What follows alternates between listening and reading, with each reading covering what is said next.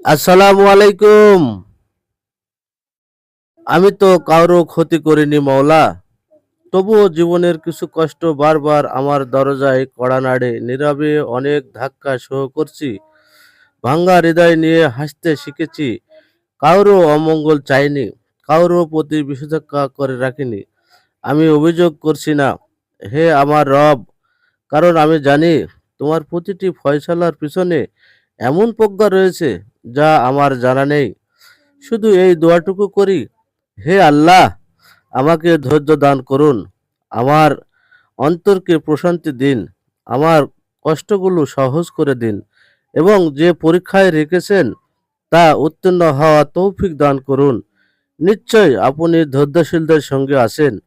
আল্লাহ যেন আমাদের প্রত্যেকের কষ্টকে, রহমতের চোখের পানিকে কবুল দোয়া এবং ধৈর্যকে জান্নাতের পথে উত্তম সওয়াবে পরিণত করুন। ধন্যবাদ।